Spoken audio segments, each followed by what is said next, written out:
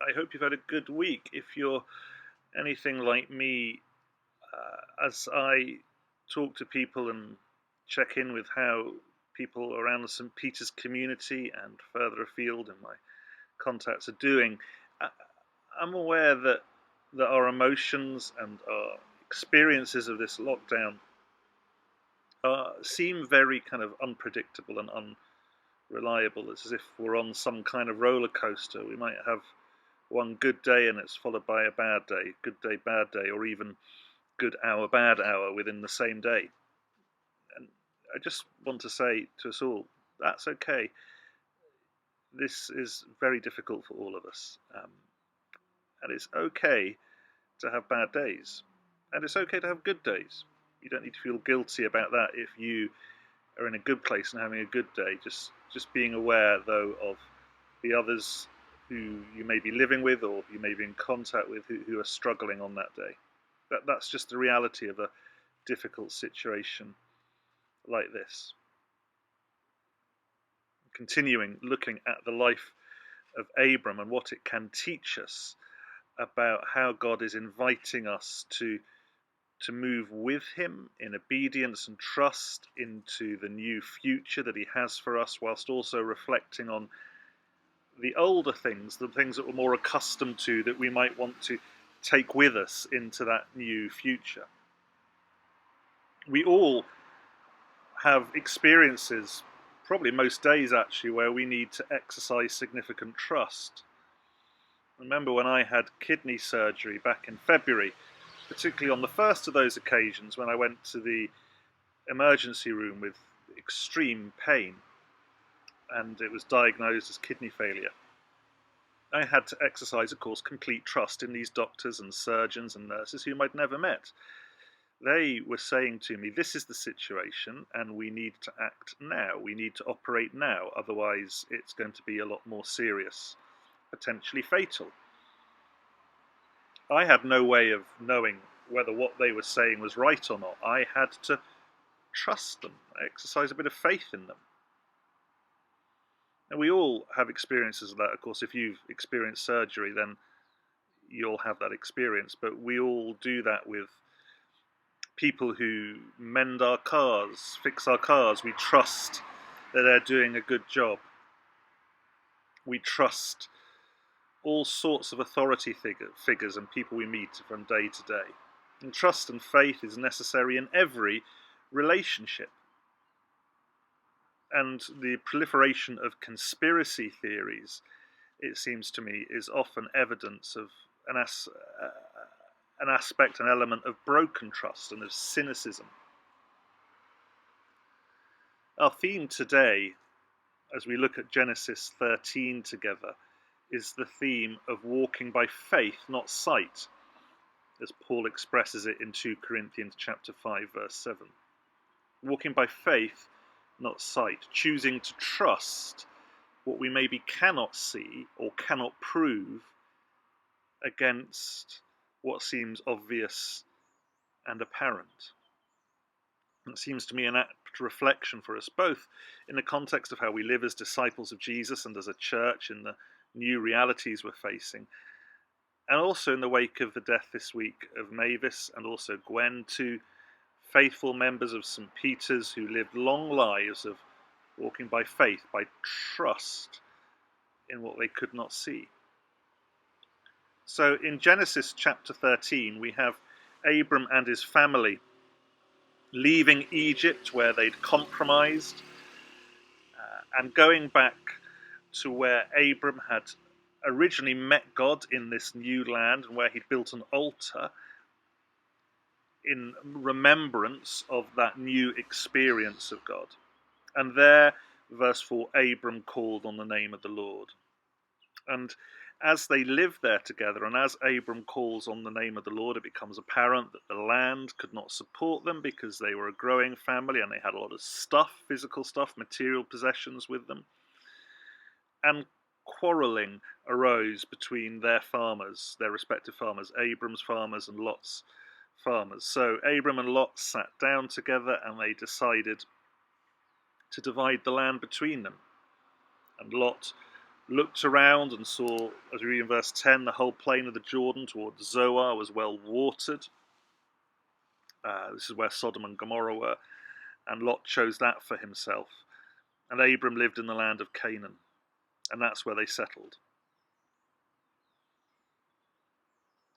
This incident has a lot to tell us about faith and trust and obedience in terms of what we cannot see or prove, and may sometimes feel counterintuitive, difficult, or painful. The first thing to say is that Abram is consistently, again, obedient to his new experience of God. As I just said, he returns from Egypt to where he had built an altar to God in this new land. He doesn't go all the way back to where he was before God called him. He goes to the place he should have been in the first place, the place where he built the altar to God in the new land. And the chapter ends with that, so it's kind of a bookmark that or pillars that sit around this story. In verse 18, we read again, Abram pitches his tents where God has spoken to him in a new and fresh way, and there he builds an altar to the Lord. He is obedient to God in the context of what God is saying to him now. Of course, God is still the same as he's always been for the 75 plus years of Abram's life so far, but Abram is obedient to that God in the context of the immediate present, which I think, as I've said already in this series, is a reminder to us in the midst of this pandemic, as we start to give consideration to what our lives as individuals, as disciples of Jesus, and as a church will look like when society reopens a bit more, when we consider what and who the church needs to be. This sense that we need to be those who, whilst trusting in an unchanging God, are obedient to whatever it is we really think that God is saying to us now. Not what he has said to us in the past, but what he is saying to us now. And what he is saying to us now will never contradict who he is and what we read about him in Scripture. And it will involve, as I've said before, some of the things that we've always been used to and are bringing with us from our older realities. But there's a need for obedience and understanding and responding to God in terms of what he is saying to us now about how we respond to this situation now. And the next thing to say is that this picks up on something we looked at in the Genesis chapter 11, the first invitation call that God gives to Abram. We reflected on how he travelled lightly. In verse 6 we read of Genesis chapter 13, we read that the reason the quarrels between Abram's people and Lot's people sprung up was because they had too much stuff for the land that they were on. We reflected before that travelling light, not holding on to too much stuff, makes us able to be responsive to God and available to go where he is leading us now. But having stuff that weighs us down, not travelling light, makes that very hard. And it is also inherently divisive. Having too much, more than the land can support, is always going to cause jealousy and division and problems, as it does here and as it does in our society today. Many of us, and I'm including myself in this, we have too much. We have more than the land can support, and that creates problems. It creates division in society, in our local communities, and possibly even within church. One looks at another and thinks, that person has so much compared to me. Possessions can become inherently divisive, and they lead to this split, which God brings good out of, because God is good and he always brings good. But it's worth reflecting on what we as a church and as individual disciples have that is perhaps more than God desires and intends for us, and might inherently lead to division amongst us or separate us off as a church community from the rest of society. But it's at this point, as Abram and Lot sit down to try and work out this quarrel, that we see that faith and trust in the God that we cannot see is partly, at least, expressed through generosity and putting the needs of others first. Verse 8 and 9. Abram says to Lot, "Let's not have any quarrelling between you and me, or between your herders and mine, for we are close relatives. It's not the whole land before you. Let's part company. If you go to the left, I'll go to the right. If you go to the right, I'll go to the left."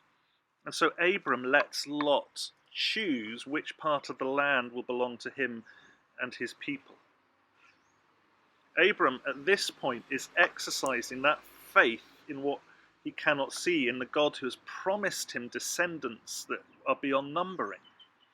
So he, for once in his life at least, does not need to manipulate the situation.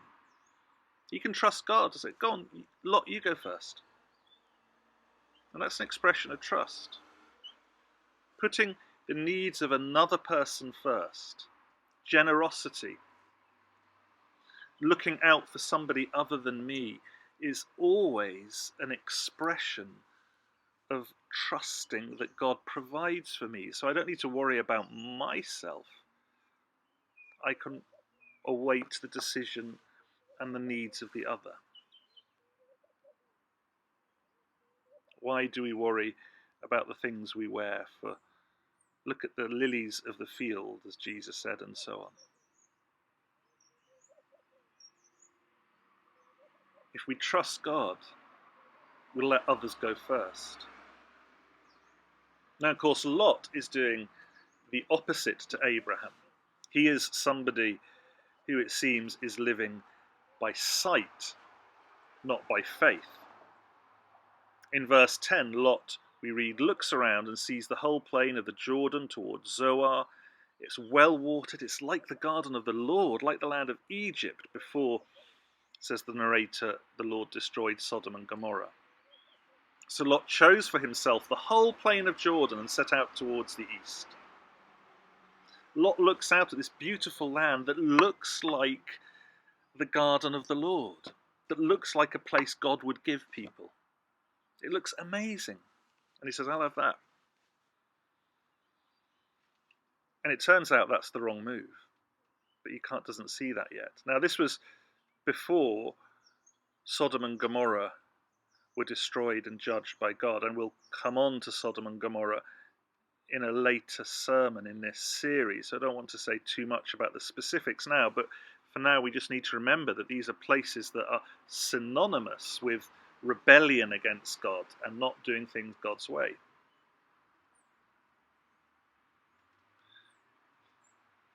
But Lot is looking at the land and he sees something that looks apparently good, apparently godly, and chooses that. But that's walking by sight, not faith. And it leads me to reflect that it is very easy to do the thing that looks apparently godly. To focus on my attendance and participation in public worship rather than the state of my heart, which is unseen. My attendance in public worship is obvious, and therefore it's good to pay attention to that, because that looks to me and to others outwardly godly. But it can be a denial of everything that's inside of me if I'm not attending to the state of my heart before God. It can be seen in the attendance to behaviours that are noticeable to others. For example, the making sure that I do everything that society expects of me and society describes as good and nice and well ordered, whilst inside I'm not a generous, giving person whose heart lets the other go first. Lot chooses sight over faith. Abram, on the other hand, is content to live by faith, not sight. Walking by sight as disciples of Jesus can leave us like the disciples just after Jesus had ascended into heaven, staring into the sky at where Jesus was just now, rather than being obedient to what Jesus has said, which is to go, in this case, and wait for the gift of the Holy Spirit in Jerusalem. Walking by sight leaves us staring, leaves us dealing with what is tangible and obvious. Walking by faith is about obedience and trust. And that means that Abram pitches his tents, verse 18, where he meets God. Yet again, as I said, he builds an altar to the Lord here, this idea of building an altar that seems to bookend this chapter. He builds an altar to the Lord, say, this is my space now, my new space, my new land, the place where I'll be obedient to God today. And he worships God there. Worship and living are intertwined for Abram. They're not separated. It's not something he does just for an hour and a half once a week, but it's something that affects all his choices about where he'll live and how he will live there. Is that the case for us? Is our worship of God something that doesn't just define us for an hour on a Sunday and maybe a couple of hours at different points during the week? Or is it something that defines our choices of where we live, how we spend our money and give our money away to the church and to other things? About how we conduct ourselves in society, about how we prefer the needs of others, about our moral and ethical choices, and so on, and so on. Trusting in God, living by faith, not sight, brings God immense pleasure. It's a hard thing to do, but it's the godly thing to do. I was struck this week as I was preparing for this, how Jesus calls those who are mourning Lazarus in John chapter 11, as Jesus was. He calls them to exercise faith and not to believe their eyes. Remember, Jesus arrives when Lazarus' friends have been dead for 3-4 days. As the text says in John 11, he would have smelt a lot. By that stage, the body was starting to decompose. His body would be smelling. It would be a rank odour of death. And Jesus says, go in. Open the room, open the tomb. The reaction of the person who walks by sight in that situation is to say, nah, smelly in there, there's death in there. The reaction of the one who walks by faith says, I know what this person Jesus is speaking about, so even though it's against my culture, even though it's against everything, every instinct in me, even though it will lead me into contact with a stench I want nothing to do with, I will go in. And the reward in that case was the resurrection of Lazarus. And learning to trust, learning to walk by faith leads us often into those places of discomfort that are difficult. Opening the room, the tomb where a body had lain for 3-4 days was not a pleasant experience or a comfortable experience.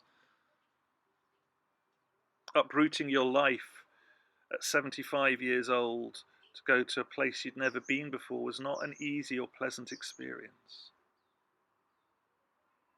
Trusting, even when it looks for all the world to our own eyes like death, is so hard. But it's the only way we see the joy and the vibrancy and the extraordinary God-glorifying firework display of resurrection. And all Jesus wants from us is mustard seed faith.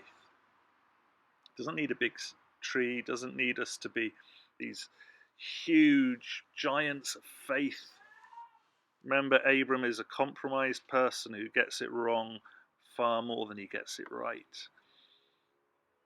I find it difficult, as you do, I'm sure, to trust that everything is in the hand of a God who resurrects. When we look at the world and we see people dying, we see an economy crashing, we see such an uncertain future for us all.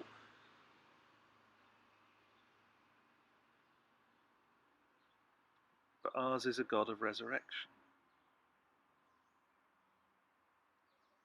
So let's walk by faith, not by sight. Let's walk by faith as individuals, in our decisions, in our lives, in our choices about where we live, about our money, about our relationships with others. And let's do it as a church, as St. Peter's, as we consider how we exist when we are allowed to gather together in our church buildings again, and what that looks like in the longer term future, in the changed reality in which we'll find ourselves. What do we take with us from the past, and what do we embrace that's new? That's from the God of resurrection, of new life. I believe, help my unbelief. Can you relate to that? I know I can. I cannot see the future, but God does. God sees the descendants of Abram that will fill that land. God sees the resurrected Lazarus before his funeral even happens. God sees the future of Mowbray, of our community, of our city, of our country, and of our church, whilst even we're still in the midst of this crisis.